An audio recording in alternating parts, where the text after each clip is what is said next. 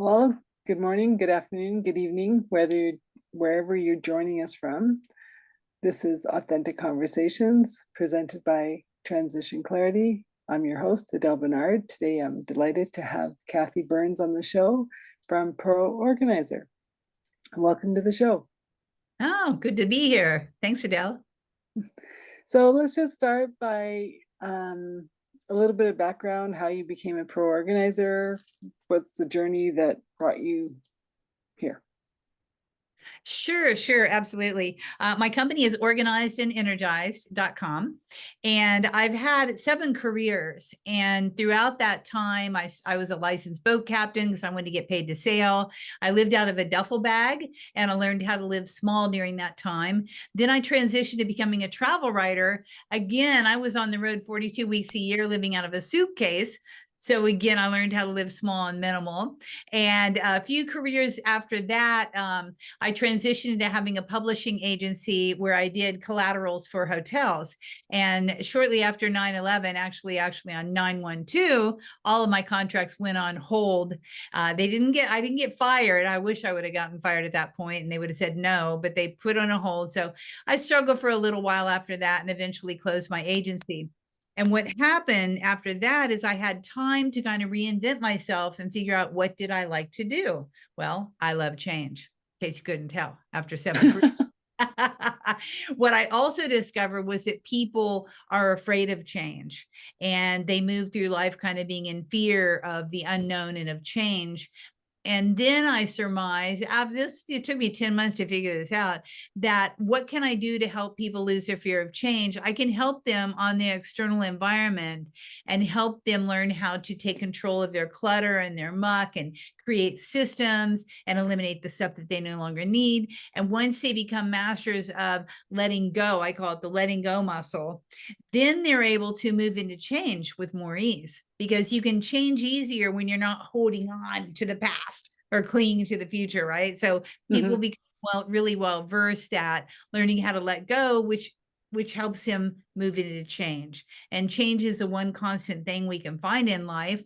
So you might as well be good at it. And so that's all that I do really as a professional organizer and image consultant, is I help people change on their external environment so that they can move forward in life with less fear and more confidence. I understand that because I, in a different way, do the same thing with the space of the energy, right? So working in the space of what's holding you back, like the walls do hold impressions, the shelves of whatever, like you say, well, I just threw a t-shirt on on the shelf from my duffel bag. And it's like, well, that t-shirt has the impressions of the last whatever days or whatever, right? Yeah. And so moving through the change, we both know it's more than the stuff. Oh, yeah.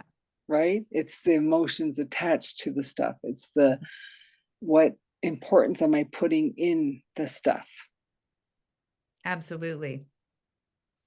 Yeah.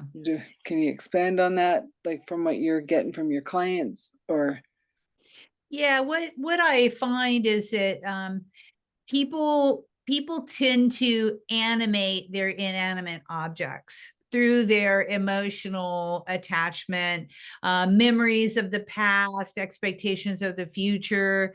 All of everything that we own has an energetic vibe about it.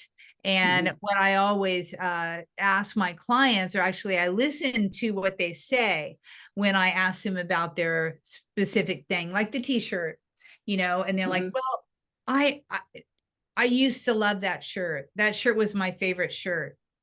And I'm like, oh, do you still wear that shirt? Okay, because they're talking in past tense. yeah. And they'll say, well, no, not really, but I might need it. I might want to wear it. So then they're talking in future tense. And so have they ever talked about that t-shirt as in, that's my favorite t-shirt, I wear it every day? No, it's not even part of their day-to-day reality. So that's an indicator to me that they need to let it go. And because either they're in memories of the past and nostalgic, or they're in fear of the future that they might need it someday. One of my colleagues actually wrote that book, But I Might Need It Someday, which I thought was hilarious. And so, as you work through your muck, so to speak, each and every one of us, if we listen to our self-talk, it really helps us know whether Mhm. serving us now or not. And I know, Adele, that's why we're having this conversation, because we're the perfect allies for each other. You work the same thing in your transitions, right? Yeah, and working with the actual energy of the spaces that all the muck is sitting in. Um, well, and Yeah. it's interesting because this comes back to how you're brought up, where you're brought up, right? Because like I've had clients that, they're from the farm, right? They keep every nut and bolt, and it's just like, oh my gosh, are you joking? And then like my family's from the tropics. You don't keep things because it rots. Right? Mm, If you're not yeah. using it, it goes. And so it's so the parallel or the balancing of that, like where's the happy medium? Yeah. Because yeah, like you might find that the tractor needs that washer that you kept from whatever, but really? Like how much is it creating energy blocks within you because you're holding on to so much, Mm-hmm. Yeah. right? And yeah, Energetics of your stuff.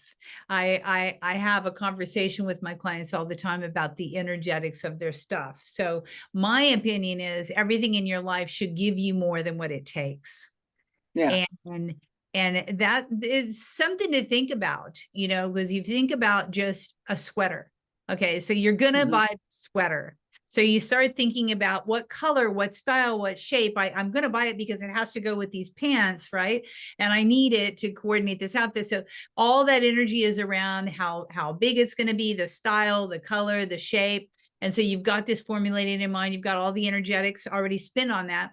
Then you get in your car and you drive, more energy. You get to the store, you walk around, you could go into overwhelm, you could get excited, but there's more energy out, energy out, energy out. Then you find it, you try, you're putting on it, you're putting the clothes on, more energy. Oh my God, Mhm. I'm so fat. I can't believe this, the large doesn't fit me anymore. And you got energy there. There's more energy spent. Then you finally say, oh, this is the one. And you go up to the register and now you expend monetary energy. So Yeah. you buy it, you have monetary energy, and then you drive home, more energy. You take it, you put it in the closet, more energy. You can't figure out where it's supposed to fit because it can't fit in your closet. So you stash it someplace else, Yeah. more energy. Then there's two things that can happen.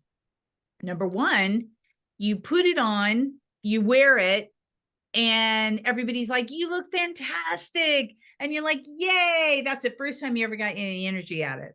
Or you can't find it because it's hidden in your closet somewhere and you're beating yourself up. And now that's more energy, bad energy from that sweater because you can't even find it. And then you go out and you go out and you wear it and your girlfriend says, are you tired? Yeah. You so good. And you're like, oh my God, this is my brand new sweater. It's supposed to make me feel great, right? So there's more energy that, Yeah. have you ever got Well, any energy yet from that sweater? and it brings up the other side of it, of the hoarder to the shopper, the addicted shopper, right? Because the addicted shopper is buying stuff, the tags aren't coming off, it's being left in the bag, so it's not even being displayed. And Yeah. then they just sometimes throw them out later. Oh, I haven't looked in this bag for a while, I'll just throw it out. And you're Right. like, but you haven't even taken it out of the bag. And so you understand how that mentality of the clutter in your mind ends up in the clutter in your space. And I Yep. even brought this up with a client the other day about how many tabs do you have on your computer open, right? Yeah. And I mean, I'm bad and I can get up to 20, 30 pretty easily. And it's like, they're in the hundreds. And I'm like, how Wow. much mental space does that take? Yeah. We only have so much bandwidth. So Yeah. how much mental space is that taking to think and go through and like, oh, I saw that. Well, it's not there. Close them down. If you need it, you'll bring it back. If you need to start a note file of like where different documents are or whatever, then do like, yeah. So it's interesting how we all come to the same place by many different roads. Absolutely. And that's why we're having this discussion, because, there's no one way to do anything. There's no one way to clear your clutter in your mind or your Hmm. environment. Please. It's a matter of what's going to resonate with you. And the most important thing, as a board certified professional organizer, my code of ethics says that I have to create sustainable practices. I have to Hmm. have practices that stick. If my Hmm. clients, if they're not sustainable and it doesn't stick with them, I've basically not done my job. Hmm. So the idea around that then is, how can I create a system specifically for that one person and how they're going to be able to implement and keep implementing it.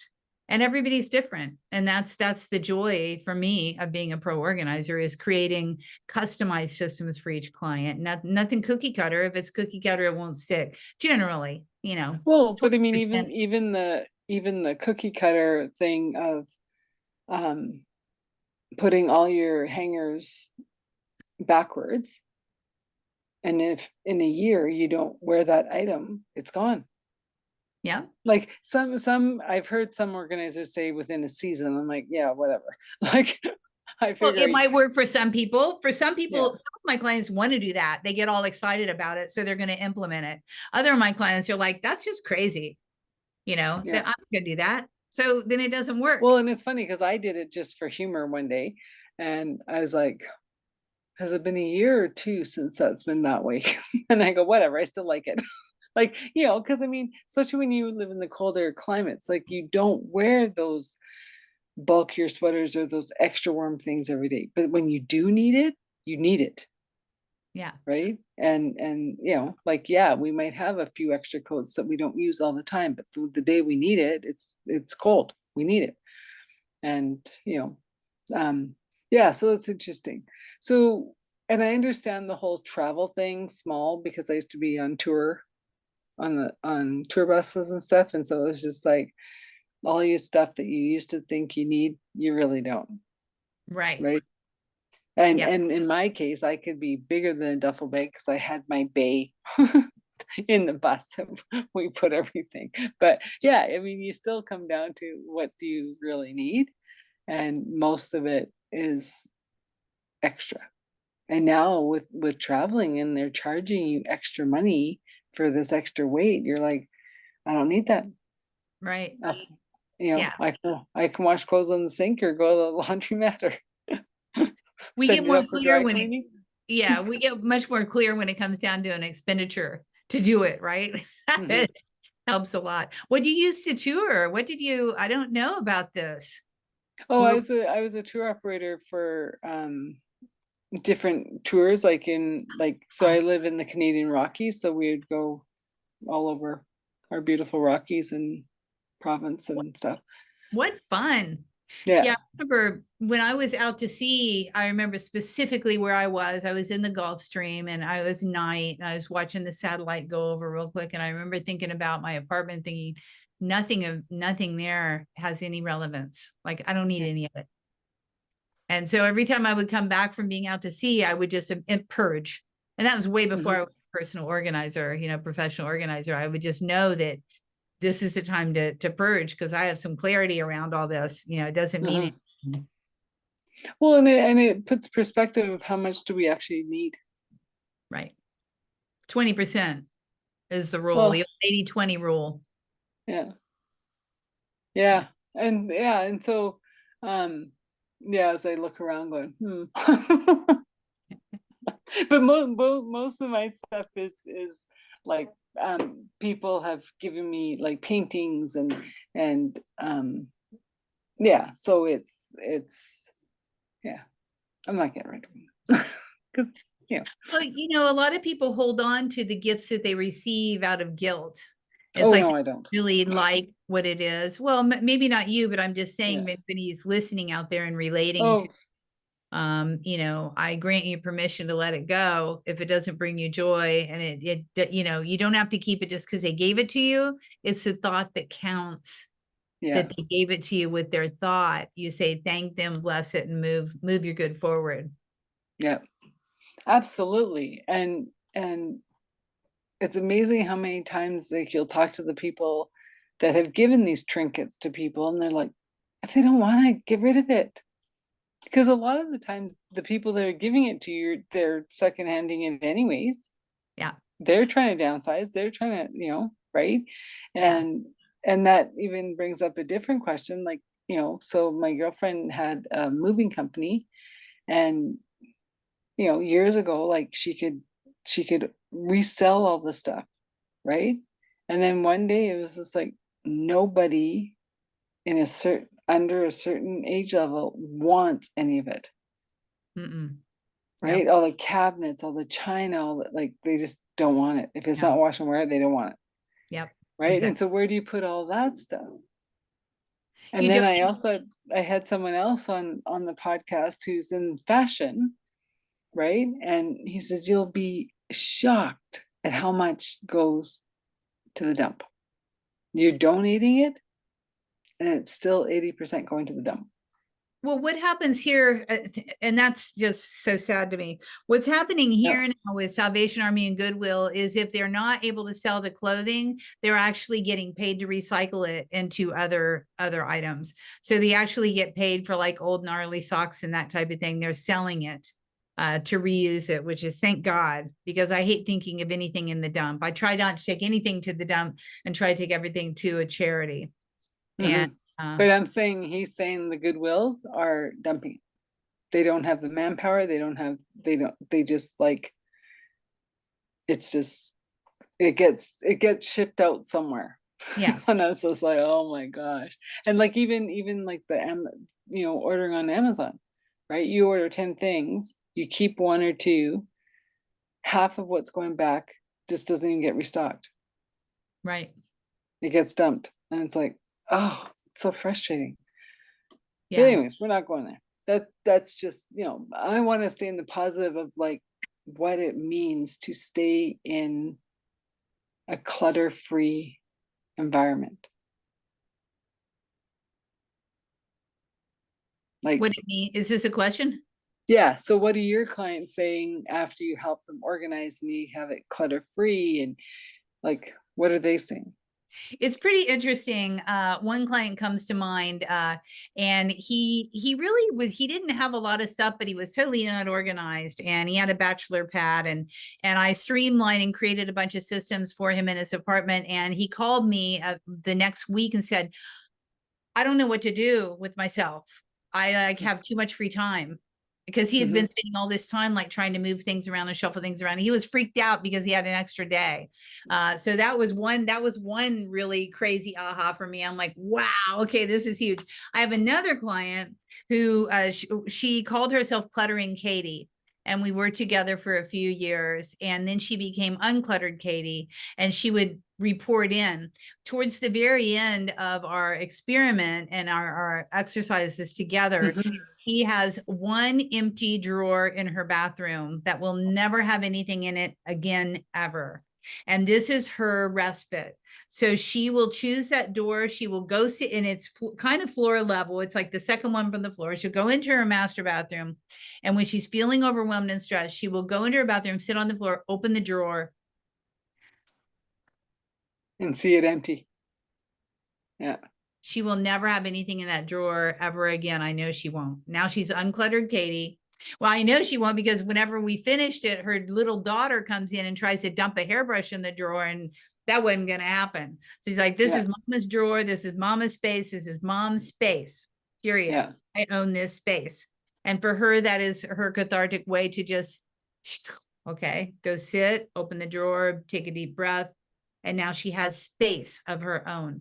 Space, is the final frontier to headspace is so very Yeah. important. As you know, you've got to have space to have clarity. And when you have clarity, you have purpose. When you're on purpose, you're fulfilled. And when you're fulfilled, you have freedom. It Mm-hmm. all originates with space, right? You can't have Well, clarity without it. and it's also like, as a business owner, and as you're moving through life, if your space is cluttered, your brain is cluttered. Yeah. The ideas can't come, they can't flow. You're just like, oh, like, how do I get through this, right? And then you start, detaching from stuff and moving things out, and then the ideas start coming and you're going, oh, I'm back in flow, awesome. And you'll feel like when it's starting to close in on you again, you're like, okay, what needs to be thrown out? Yeah. And Right? it's piles. Piles are Yeah. what do it every time. Piles will zap your energy with zero effort. In fact, piles will silently scream at you from afar. If you're not even looking at them, you know that they're there and they're in your psyche and they're in your consciousness screaming at you. It's like of things left undone, because Yeah. any pile is a symbol of something that's left undone. And Yeah. we hate undone things. We like closure as human beings. Well, and it's interesting because on one of my tours I had a German judge, right? And she showed me a picture of her office. There's piles all over the floor. She was a bobblehead. And I went, what happens when you retire? And she goes, I don't know. It goes to somebody else. Wow. Like, it was so sad. I'm like, oh my gosh, like they just can't keep up. Yeah, lawyers and I don't have any judge clients. I have very many lawyer clients, and they tend to like their piles for some reason. But there is definite better ways to handle piles than piling them. I try to take them vertical with their different things. But I yeah, I wonder if mean, it's job security. I don't know. It just came up to me. It just came through. Job security. But yeah, like I couldn't even imagine. yeah, I work with the legal department of Semper Energy, and I was called in to actually help the whole litigation floor with their piles and their files and figuring that out. And at the end of it, their productivity soared because they were actually able to find things, and they were Yeah. actually able to get rid of things that they no longer needed. They didn't realize all the crap that was in there. 80% they didn't even need. It was like all old stuff, and it, obviously as attorneys, it had to be archived, but it did not need Yeah. to be in their space at Yeah. all. No, yeah, when I worked corporate, I was like, oh my God, yes, this is not working. They're like, what? And I go, it doesn't work. And I said, do I have free reign? And my boss like, sure. And I'm like, great. And I reorganized everything. And everyone's just like, oh my gosh. I go, I know. Look how much time you guys used to waste. Yeah. Well, the average entrepreneur wastes 4 hours a week trying to find missing documents and missing items in their office. And that 4 hours a week adds up to a month a year, almost a month a year, that we lose just trying to find stuff that we know that we own, but we cannot find. That's the average. Oh, wow. That's the average. That's That's why I have a crazy. job. You know, case in point. We all have muck. We all have stuff that makes us stuck and unable to move forward. We all have unresolved pile sitting around that we don't know what, Yeah. a pile is one of three things. We either have no idea what to do with it. We know what to do with it, but we're just not doing it, or we're just shutting the door on it and avoiding it all the way together. That's the only reason that a pile ever exists. Actually, it's one of those three things. Yeah. Well, and yeah, like I grew up in the time frame of touch it once, Ah, love it. right? Do I Yeah. always follow it? No. But yeah, so it's like as it comes in, is it A priority, B priority, or C priority? Or Yeah. junk, right? Like do it right away, right? Right. And yeah, and I find like, and maybe there's people listening that are the same way, is that going from that corporate mindset, and it's like, well, you got to do it because this is happening, that's happening. And then you go into entrepreneurship, and it's like, well, you're all hats, Yeah. right? And so it's like, oh, there's no one pushing you or pulling you for any way, right? Other than, like a scheduled appointment that Yeah. you honor because it's scheduled. And then you're like, what was I doing today? What hat was I wearing today? Yeah. Right. Yeah. How And many hats was I wearing today? Where'd yeah, that well, hat go? yeah, well, I've had probably 5 on today so far. The Yeah. day's still young. So yeah. Yeah, and it's even funny because like, I see the reminder that this was coming up and I was like, oh, gotta switch my hat. Okay. And I took a few minutes to kind of like, okay, what do I need? What do I gotta go?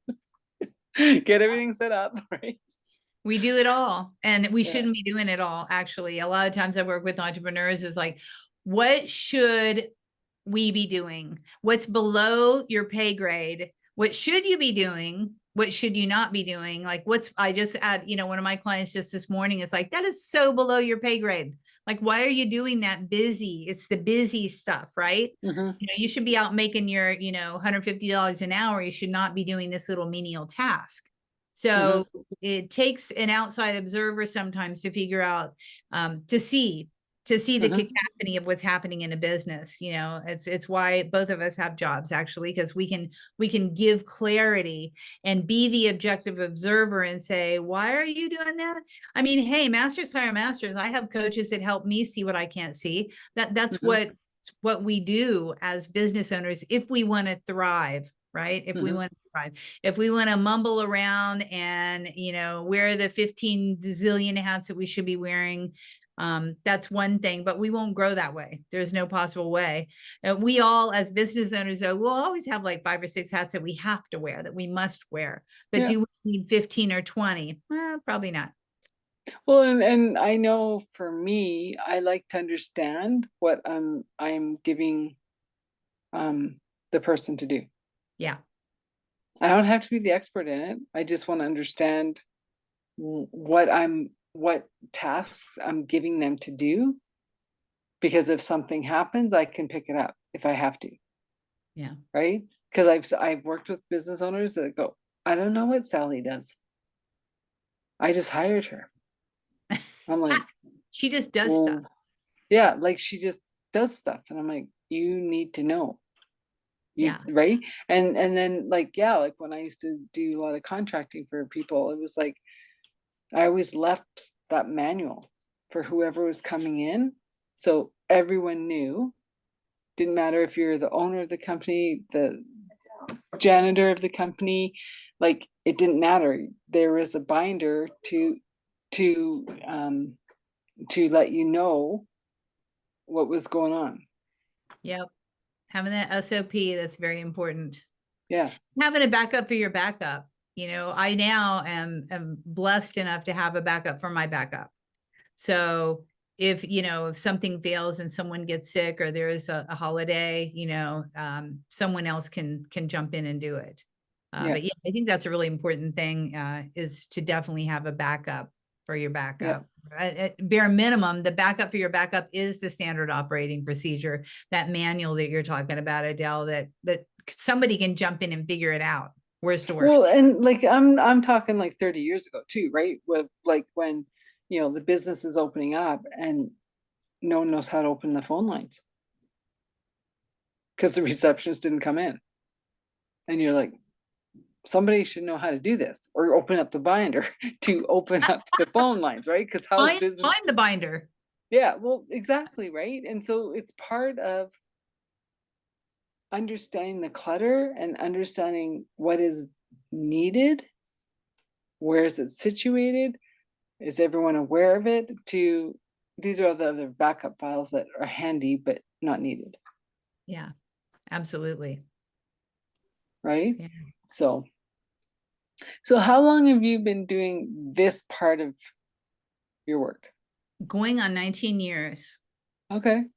Yeah, which is a long time for someone who loves change. And I love it because every single client's different.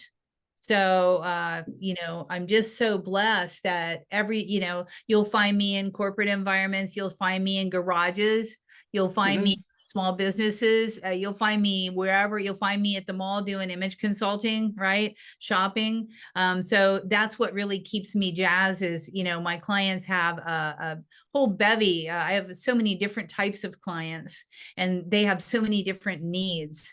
Lately I've been working a lot with entrepreneurial clients like my, creative artistic women. I love them because I get them totally. And so they're very easy for me to help because they think like I think, which is not normal. It's not the normal analytical professional organizer type of brain. So I love them. But yeah, 19 years and going strong. I think I finally found my Dharma. It took me a long time, and it's 7 interesting careers. it's interesting about how you're saying about liking the change, but you personally aren't doing the changing. You're just helping others to change. Yeah. Yeah. Well, which is different, but well, we're also forced to change. Not for, that's a bad word. I find that if I have a new set of clients coming, like a new dynamic coming in, I'll start getting prelude to it. I'm like, oh, this is why it's happening. Cause Bill was coming in. Okay, got it, right? yeah, yeah. I love it. I love the fact that everyone is different. Every single client needs something different from me. So I can grow and mold and morph and become a different person for them based on what they need. So I still am doing a lot of change all the time. Yeah, And otherwise I probably would have quit a long, long time ago. true, true. Yeah. And that comes back to doing what you love, whatever that is. Yeah, and there's always a way to grow. I've been really, really, really working on speaking. I've been a speaker for ever since I started my company, but honing those skills. I just published a book. A book just came out that I'm a co-author of, and at the end of the year, there's a big book coming out that I'm a co-author of with Tetris. Awesome. The gaming company. So still doing stuff like that to expand my horizons and keep excited. I love writing. I love So speaking. how would you be involved with Tetris? That's interesting. They contacted me. They wanted to do. It's a publisher that wanted to do a book that combined Tetris with organizing, the game Tetris, because the game Mm-hmm. Tetris is all about organizing, right?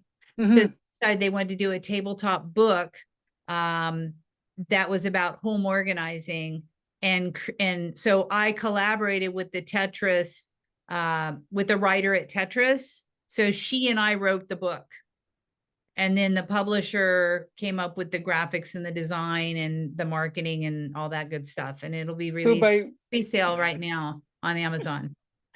this is just my funny brain. So by reading the book, the parents are going to understand what the kids are playing. Probably. Or the kids will understand why the parents are moving furniture around in their house. I don't know. It's a cool idea. I'm like, wow, this is so novel. Of course, I got all jazzed immediately about it and said, this is just going to be the coolest thing ever. And so I can't wait for it to come out. I finally just saw some artwork on it. I didn't even know it was on pre-sale. One of my other clients told me that they saw that I was doing this book, and I'm like, I did an NDA and I wasn't allowed to say anything about it until it's been released. It's been 2.5 years in the making. Yeah. And now I find out that it is on pre-sale right now, and it's going to be released on December 29th, something like that. I thought it was going to be out November 29th, 2 years ago, but it's Oh, finally, it takes a long finally time. here. Takes a long time for publishing. But that's cool. That's awesome. Yeah, I'm excited. It's pretty cool concept. They came up with it. I just wrote it. They Well, but I mean, it's like that's not a small feat. it was Just fun. yeah, like, that's totally different hat. Yeah. Writing a book about home organizing. The Tetris girl had to figure out how to put it in with the Tetris game, because I Mm-hmm. wasn't even going to go there. I was just going to say, this is what you do. Here's step 1, 2, 3, 4, 5. Da, da, da. And she's like, oh, okay. We'll do it like the, and she has all the names for the different Tetris pizzas, right? So it's very interesting. She goes, oh, you would use that. I'm like, okay, sure. Yeah. Sure. Sounds good. Oh, is that what a coach looks like? And then the Awesome. publisher had to figure out, how do we graphically illustrate what these two women are saying, right? Well, That hopefully was you used challenge. another woman. Yeah. Well, because the brains do work different. Like it's not a good or bad on either side. It's just the brains work different. We're built differently, Yeah. and we see things differently, right? Um, yeah, but that's fascinating. Using Tetris as yeah, that's Isn't fascinating. it fascinating? I was like, this Hmm. is the kind of stuff that keeps me excited about my career. Yeah. Things like Well, this. no, and now my brain's kind of going like doing the matrix of it. Right. You're going to start playing Tetris on your phone. I mean, No, you know, but I love Tetris. I play Tetris like every day, pretty much. You Oh, know, that's I've funny. been Did doing you it for play it years. before you did the work? Yeah, I've been playing it for years. It's a Okay. great little, uh, for me, it's a brain dump. It's just like a non-thinking type of thing. I'm just scooting little things around and I'm like, woo, it's great. It's a good little release and a non-thinking, for me, it's a non-thinking thing. Yeah. Well, I Because remember being on a plane for 6 hours and this lady beside me did the Sakudo blocks. oh, Like she same. didn't move. I'm like, holy Dinah. Wow. Well, Yeah. it keeps your brain young doing games, Mhm. keeps Oh and no, I like while she did it that game, I probably did 12 games, but I was just like, wow. Like I guess, or who knows what she's going home to, right? Because like maybe she's going home to a whole big family and this is her last time for a while. So she's getting all the hours in she can. So yeah, just um just to defrag, for Tetris to me is just a defrag. I can just go in and be mindless and just move stuff around and get wins and be all yeah, happy. Yeah, it's calming. yeah. No, it's interesting. That's interesting. Um well, and that brings up the whole thing of people are scrolling, doing or paying Tetris when they should be paying attention to where they're at, right? Yeah. But we're not going to go on that rabbit hole. No, there is a time and a place. That's a whole different podcast, girl. We could talk about that for hours. Well, and it's showing that the clutter is keeping our attention span very short. Yeah. Yeah, it's now about boy, I don't remember. It was 7 seconds a couple years ago. I think they're down to like 3.5 seconds Yeah. for attention Well, the span. kids are 3.5 seconds. Yeah. Us older ones could maybe do 10, but because we were brought up in that time frame that you did sit and you did, read a book forever or what, like, um, yeah, and I'm personally like I hope like actual reading a book will come back and not being on devices. Yeah, I love reading. Reading is one of my favorite pastimes of all, Yeah. but being an author, I love just the printed word in general. Hmm. It's a good thing, but I think that part of the challenge with anybody over 30, actually over 35 probably, is we weren't used to all this input. We like there's so many different ways to communicate right now. It drives me bonkers. Like if I'm not on Skype, my husband is upset with me because that's how he wants to communicate with me. Right. If I'm not on Facebook Messenger, my girlfriend says, why didn't you get this event? I'm like, I'm not on there. And I'm like, text me, call me. Oh, why is your phone on silence? Like, so then there's Zoom and there's Skype and there's Messenger and there's text and there's WhatsApp and there's so many different emails, so many different ways to communicate that I think that that's why a lot of people right now think that they have ADD or ADHD because they can't keep up with technology. And I think it's probably overdiagnosed, but at the same time, we are all a little ADD if we're over a certain age. The youngins have got it wired now. They came into the world more wired for it than we are. But I think that But yet they're leaving it behind. leaving it behind. The tech. Yeah. They're saying we don't need it. Interesting, Right? huh? Yeah. Because And they're coming in so advanced that they don't need technology to text you. They can just send you a message telepathically. It's for us to understand that they're sending it. yeah, I And the like that. fact that you just said that your husband talks on Skype, I'm like, Skype? Is that thing still around? I thought that was gone 20 years ago.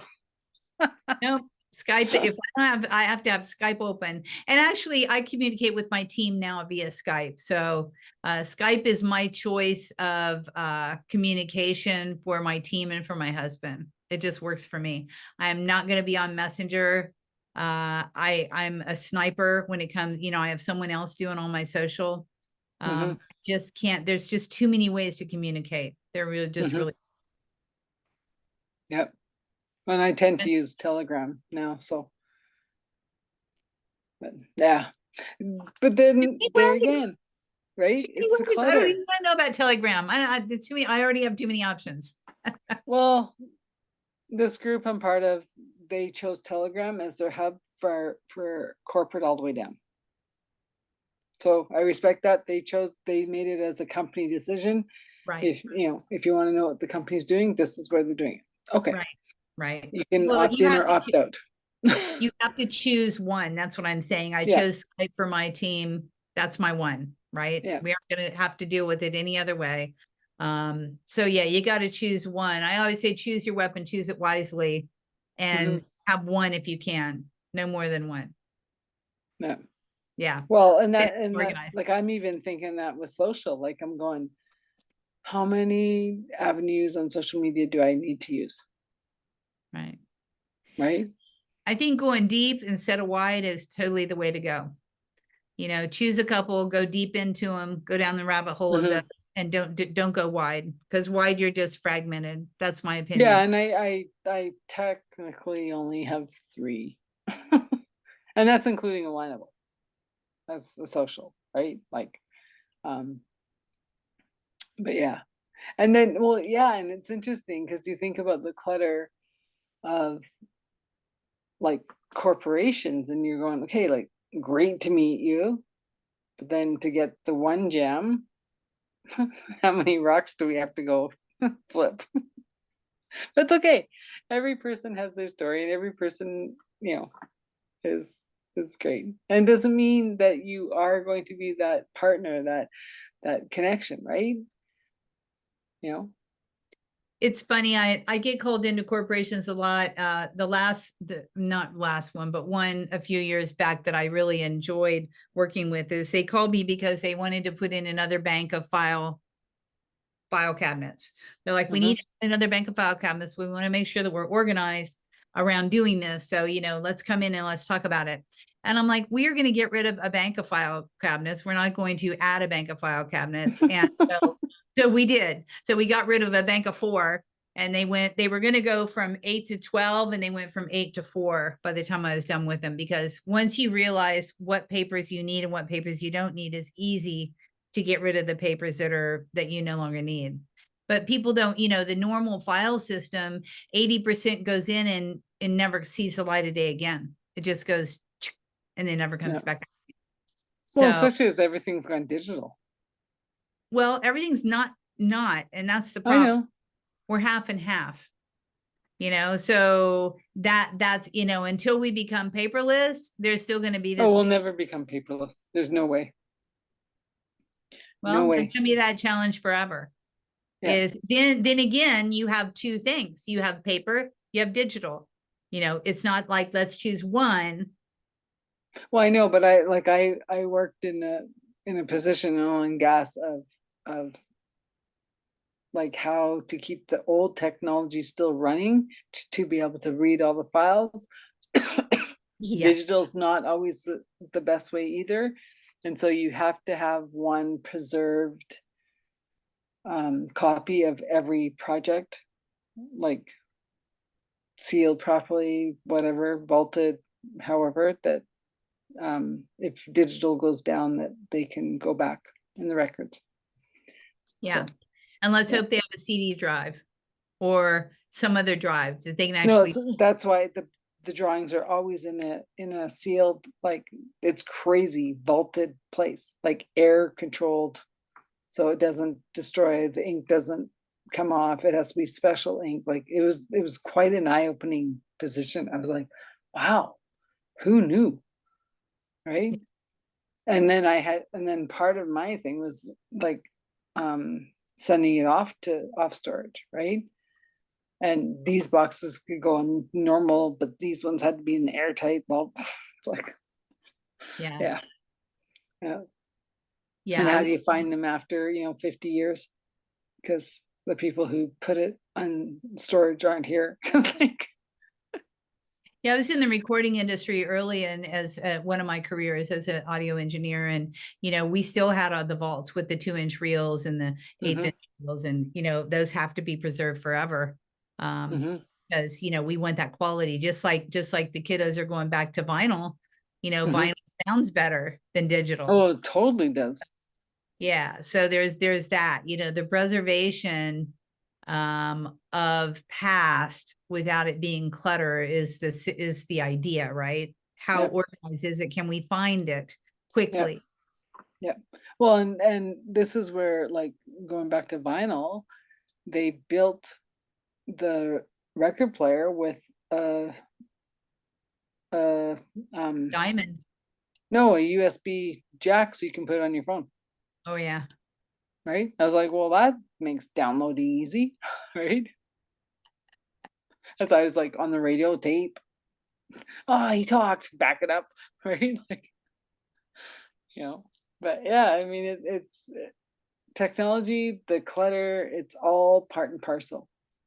It's Mm. all, how do we move forward without having our bags come with us? And that's the situation when you're half and half, you're half in, you're half out. It creates some chaos. Yeah. It definitely does. I work with clients all the time, transitioning them from paper to digital. And it's a hard jump for a lot of people who are used to have everything on paper and have everything written down, and their own little handwritten calendars are on that. It's a challenge, but they're not going to be able to thrive and really grow their business exponentially until they learn to jump into that digital world. Yeah. I'm both. I'm right in the fence. I can do the digital, but I still like the pen and paper. I think easier. I like it. I flow easier with ideas, pen and paper. Oh, and then I talk it into my computer after. There you go. There you go. Yeah, yeah, Thank goodness for Google Dictate. Love it. yeah. Well, and it, I'm grateful for being able to do both, right? Because the kids nowadays can't write. Right. They aren't even learning writing, actually. I Yeah. heard they're not learning cursive for sure. Well, not in school, but the parents are making them. Are they? Well, because I was in a writing class and they said like handwriting is becoming the new Morse code, right? Because kids can't read it. They can't write it. They barely know how to hold a pencil, Wow. That's right? wild. Yeah. Like I was with somebody, it was a grade 12 student, and I said, oh, just sign this quick, whatever. It took him 10 minutes. I'm like, are you joking? We don't use pens. We're on computers. I'm like, oh my God. I looked at his mom and I'm like, I was surprised she didn't make her kids write. No, I mean, we're getting to the point we aren't going to need it. It's going to be moot. I don't think so. Maybe a few hold-ons that love the authors, that love to write, that love the pen and ink. There'll be a few holdouts for sure, but it's not going to be necessary. I don't think so. I like your brain works differently handwriting Time will than tell. typing. Time will tell. I was telling my client that just a couple hours ago that it used to be that I would have to write it for it to be more solid because I'm a tactile learner. Mm-hmm. Now I've done the typing so much on my computer that now has replaced the tactile memory. The actual tapping of the keys is doing it Mm-hmm. for me now more, but it's been a transition period for sure. And Mm-hmm. it come instantly, and it's still not as good as pen and ink, but it's getting there. The Mm-hmm. actual art of typing it is getting there for me as a Well, tactile. and I guess for me, my when I'm doing my spiritual work, it'll always be pen and paper, right? Because I don't want the computer thinking about, oh, did I type that right? I don't care. Like, Well, and there's electronic waves and all that stuff anyhow that you probably don't yeah, we don't want necessarily the computer to be open for that. yeah. So yeah. Yeah, I get it. Yeah. So as we start wrapping up, what are just a few key tips that you could share with the listeners to help if they have no idea where to start. Like, they're not ready to call in a professional. What are some things that they could do to start clearing the clutter, clearing? Well, you have to exercise your letting go muscle. And most of our letting go muscles are atrophied because we haven't done it, right? So Mhm. if you're find yourself surrounded in clutter, it means you haven't been letting go enough. You haven't been moving your good forward into the world. So I always say the easy way, start with your sock drawer. There's only been a couple people in 19 years that are really emotionally attached to their socks because they mean experiences for them in different places. They call us sock collectors. But generally, starting with your sock drawer is an easy place to begin because there's no charge about it, and Yeah, it's a confined amount of space. It should be in one drawer, or two drawers, or a basket or something, right? So yeah, start there. Start where it's easy. Get rid of the loosies. Get rid of the ones that have holes. Get rid of the ones that don't match. Get rid of the ones that you hate that you don't wear anyhow, and organize them, separate them, and let go the stuff that you no longer need.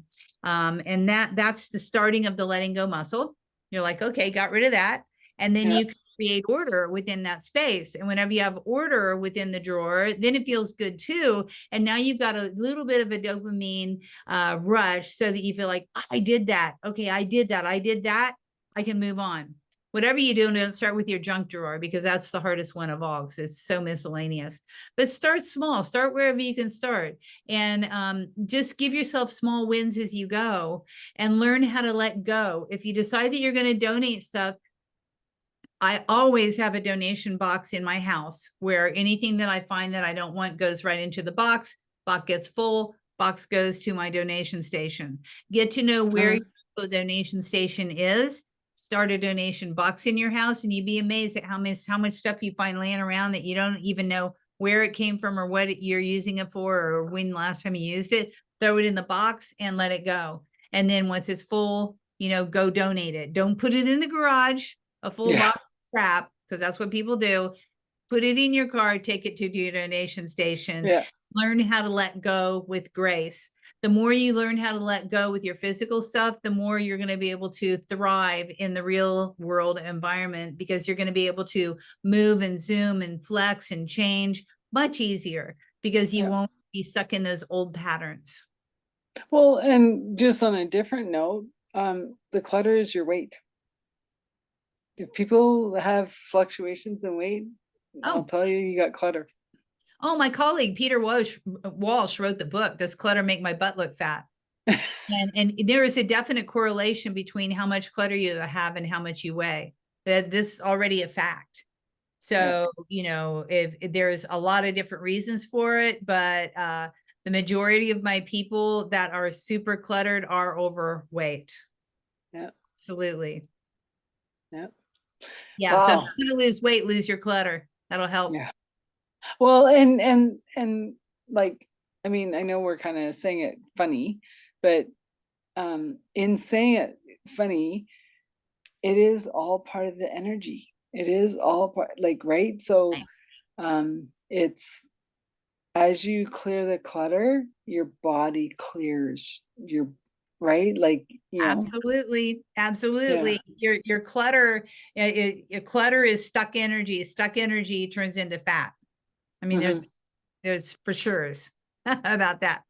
Yeah. So yeah, yeah, you just want to make sure that your energy is flowing in and throughout your Hmm. body, in and throughout your house, in and throughout your mind. Hmm. Let's get some energy moving. And the Hmm. easiest way to do that, from my perspective, is start letting go of your crap, of your Hmm. stuff that you no longer need, use, or love that's in your environment. Just start releasing it.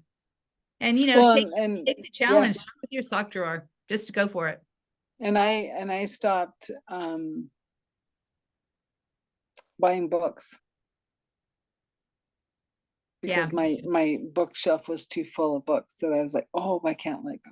And so now I borrow books. I go to the library. I download. Yeah, and so I'm still getting all the information, but I'm not letting it get stuck on my shelf. Yeah. Yeah. So Yeah. wow. You have to have an agreement with yourself about how much is enough, you know, Yeah, and maybe it's one bookshelf worth of books, which is what I have over here. One bookshelf yeah, worth of books is the amount of books I'm allowed to have that yeah, I told myself. That's my agreement with myself about how much is enough.